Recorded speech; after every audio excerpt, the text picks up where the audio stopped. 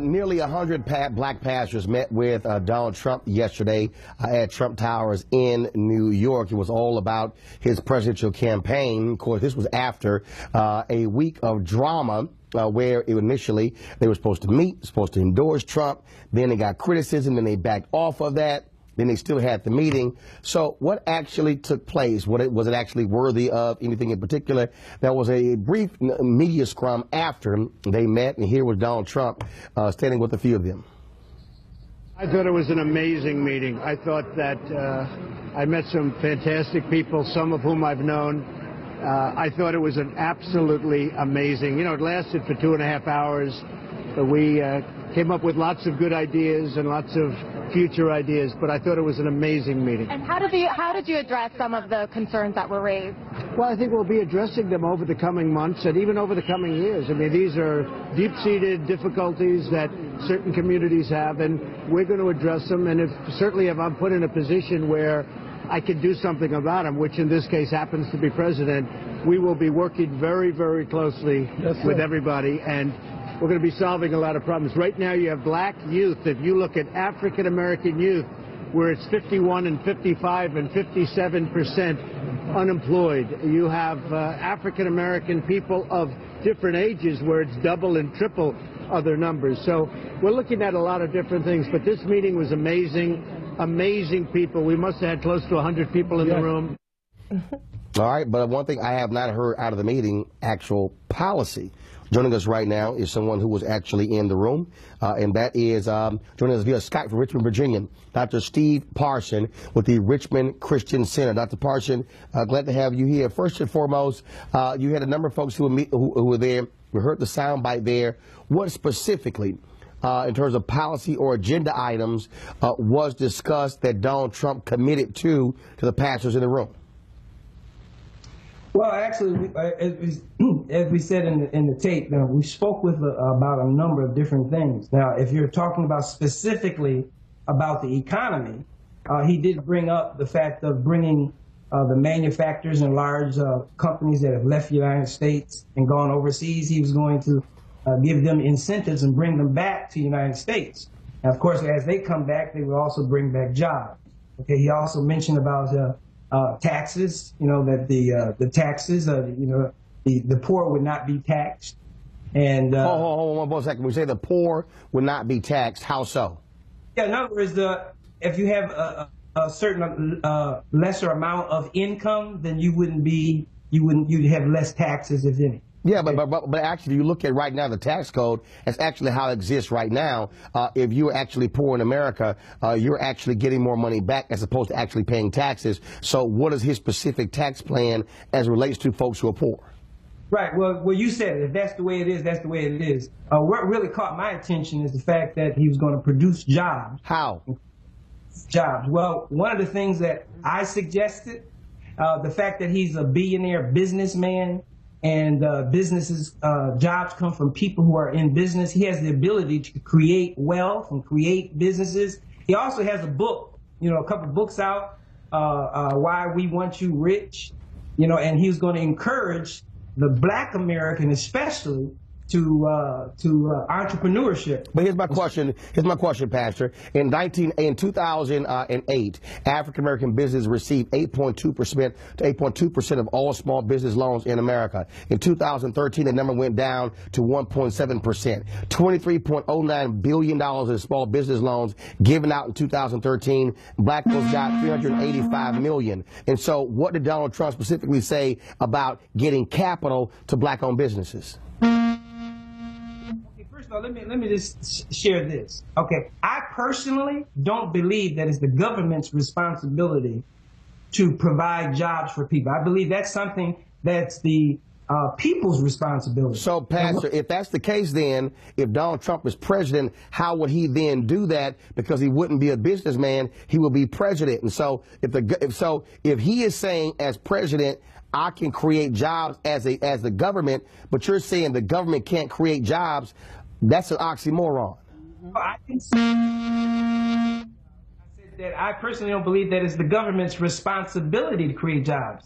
I believe it is the government's responsibility to help the private sector and help the people, especially black people, create their own jobs. Because after all, I will tell you this, the black community, we have the fewest of any ethnic race in America that are self-employed or own a business. Well, no, you're absolutely right. First of all, there are 1.9 million black-owned businesses in America. 1.8 million of those have 0 employees. Black women start businesses at a faster rate than anybody else. But I specifically asked you about capital, and that is, did he say anything about how he would drive more capital to black-owned businesses, not only to start businesses, but also to grow scale?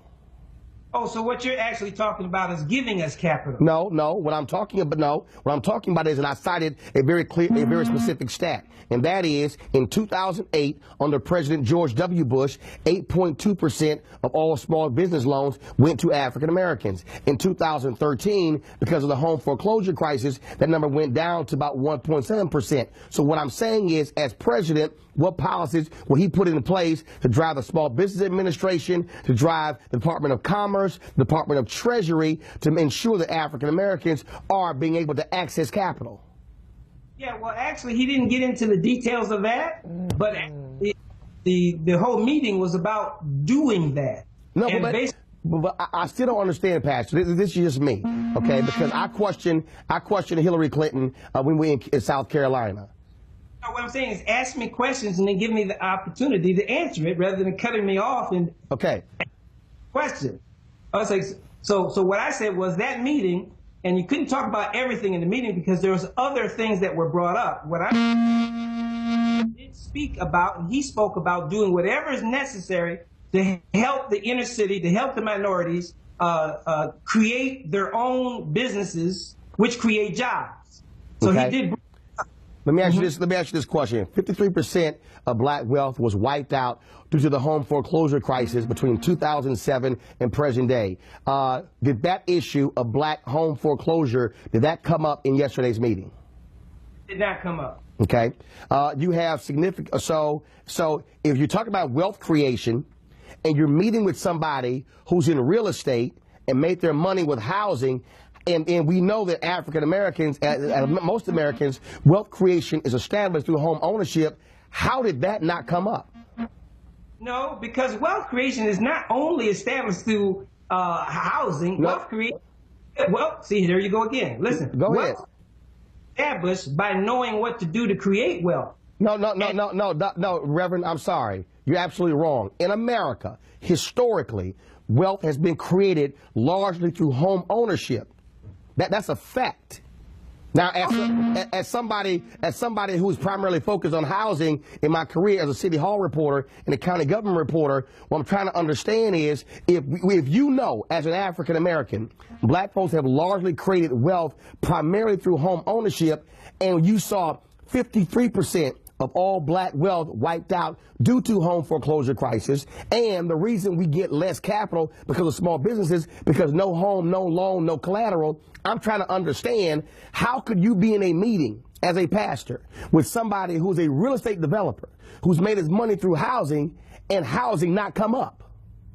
Well, because that's not the only way that he's created his wealth, through housing or real estate. But what I'm telling you is this, is that what the African and black American community needs, first of all, want to do is create their own businesses and generate their own capital. Okay, Reverend, no disrespect, but let me be perfectly clear here. If you don't have wealth, if you don't have a stack of dollars to start your own business, like in the case of Donald Trump, where his daddy gave him millions to start a business, if you don't have that, Reverend, then you largely have the one piece of collateral that you can utilize to go get a small business loan, which is your home equity. And so, as a result, in the last 7 years, when black folks have lost their homes, they have been unable to then go get a loan to start a business because they have no collateral. So if you have no home, no loan, no business. And so I'm trying to understand, if I'm meeting with a presidential candidate and housing is a major issue for African Americans, gentrification, major issue, renting versus owning, how does that not come up out of all those pastors? This is why. It's because other things came up. Such as? At the same time, let me just say this. See, first of all, as a minister, I believe that the Lord has given us the power to get wealth. You understand? So that's something that comes from the inside. We as a people have to actually believe that we can be business owners rather than having, well, is somebody going to give me a job? Because, you know, they might not give you a job. Then what you going to do? Let me ask you this question. Let me ask you this question, Pastor. We know that in African Americans who have a college degree, they have a lesser chance of getting a job than white with a high school diploma. We also know that African Americans overwhelmingly support the issue of charter schools and also vouchers. Did that come up in yesterday's meeting? No, didn't have time for that because other things were coming up. Okay, okay, all right, hold up. So I need you to help me, Pastor. And this, I'm being very serious here. If housing didn't come up, if education didn't come up, what did you talk about for 2.5 hours? It did come up, but it's not the kind of education that teaches you to go to school, get your education, get your degree so you can get a job and then work for the people that gave you the job, and then you'd be fortunate if you got enough at retirement. We talk about financial education, financial literacy, that teaches you how to understand money and how to create businesses which create jobs. You see, so that's the kind of education that came up. Are you with me? We're looking at the issue of social justice all across this country. We're looking at police officers in the case of Chicago who has been charged with killing Laquan McDonald. We see Tamir Rice in Cleveland. We see Freddie Gray. What was discussed yesterday when it comes to criminal justice? Did Donald Trump make any commitments as it related to supporting initiatives by Campaign Zero, Black Lives Matter, or others when it comes to criminal justice? If this is what came up. What came up was that it's not so much as far as have-nots, it's the ones who know and the ones who know not. Pastor, first of all, is there? I hear a loud buzz. Is that your cell phone or what is that? I hear a very loud buzz, so it's stopping me from hearing you. Okay, yeah, the phone's going off the chart right now. So, yeah, that's the cell phone. Okay. Listen, let me. First of all, slow down. Okay, let me slow down. Well, actually, Pastor, first of all, we've been talking for 13 minutes, and so I might talk fast, but as some folks say, you got to listen fast. But go ahead with your comment. Most of the talking, okay? So what I'm saying is income inequality basically is those who know what to do and those who don't know what to do, okay? And basically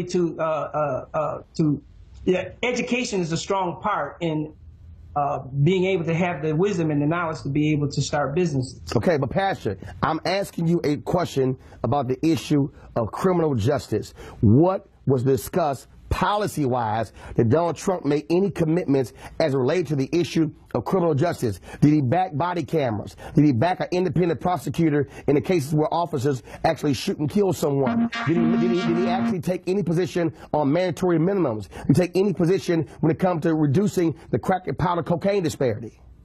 No. What came up is that the injustices that were being done and how he was going to do something to as far as the bad police. How?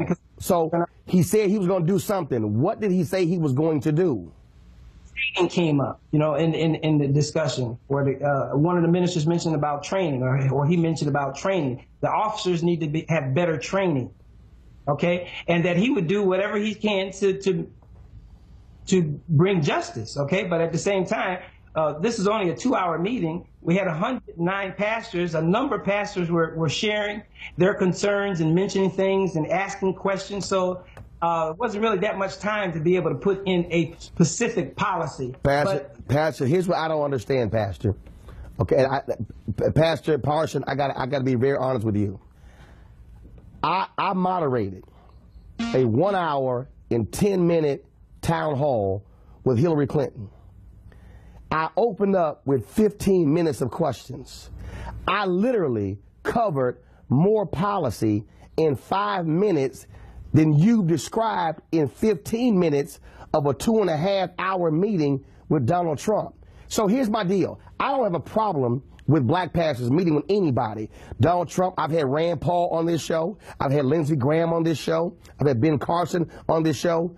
But I haven't heard a single thing policy-wise that you've uttered that was actually discussed with Donald Trump that black folks literally can say, oh, I actually heard something tangible that I can actually go back and chew on other than financial literacy?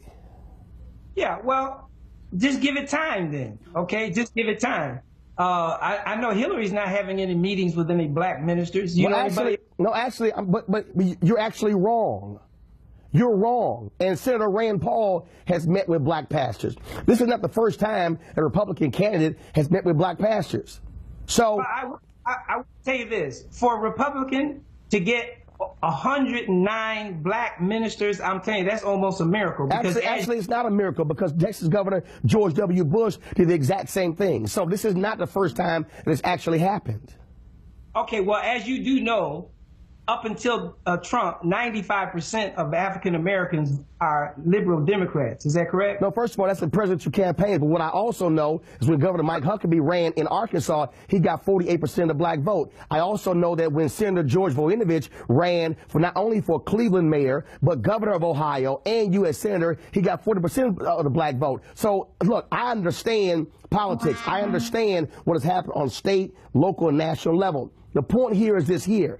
What does somebody talk about when they meet with black folks? And what I'm saying, Pastor, I've listened to you, I've seen the periscopes, I've seen other interviews, and what I've heard is, oh, it was great and wonderful, there was lots of love in the room, but I haven't heard jack that something that is substantive, that somebody can say, oh, I can latch onto that, and now I'm hearing something that's policy oriented. Did you, my last question for you, did you at least leave the meeting with a commitment of Trump saying, I'm going to put these issues on paper and present it to you, take back to your congregations?